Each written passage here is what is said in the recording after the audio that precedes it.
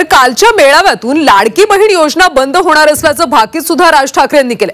लाडकी बहीण योजनेमुळे सरकारवर मोठा आर्थिक बोजा पडतो। लाडक्या बहिणींना 2100 रुपये निधी केल्यास सरकारवर वर्षाला 63,000 कोटींचा बोजा पडणार असल्याचं राज ठाकरे म्हणाले। दरम्यान लाडकी बहीण योजना बंद होणार नसल्याचं संजय शिरसाट आणि छगन भुजबळांनी म्हटलं। ही लाडकी बहीण योजना,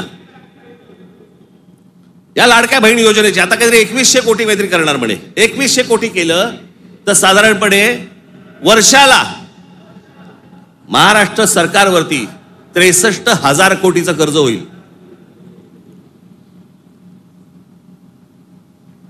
म्हणजे साधारणपणे 5 वर्षाचे काढा तुम्ही किती होतात, 3-3.5-4 लाख कोटी होतात। हे फक्त वाटण्यात, ते वाटू शकत नाहीत, सरकारकडे पैसे नाहीत। ही योजना बंद होणार। कर्ज काढून दिवाळी साजरी करायला सांगितले कोणी? कोणी काही बोलू, आम्ही लाडकी बहीण योजना बंद होऊ देणार नाही। जे 1500 रुपये आज त्या लाडक्या बहीण योजनेतून मिळत आहेत ते कायमस्वरूपी मिळतील। राहिला प्रश्न 2100 रुपये देण्याचा, आर्थिक घडी थोडी विस्कटली असल्यामुळे जो भार शासनावर आलेला आहे त्याची जाणीव प्रत्येकाला आहे, म्हणून ते 2100 रुपये देण्याचा जो काही संकल्प आहे तो निश्चित पुरा केला जाईल, पण त्याला कालावधी लागेल एवढं निश्चित आहे।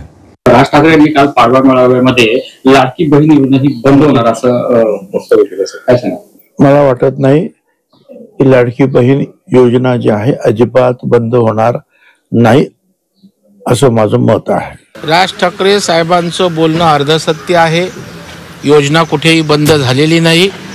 एक खरं आहे की 2100 देण्याचं सूतोवाच त्या ठिकाणी झालं होतं, परंतु राज्याची आर्थिक स्थिती आज काय आहे हे जो सजग नागरिक आहे, ज्याला इकॉनॉमी कळते, त्याला माहीत आहे।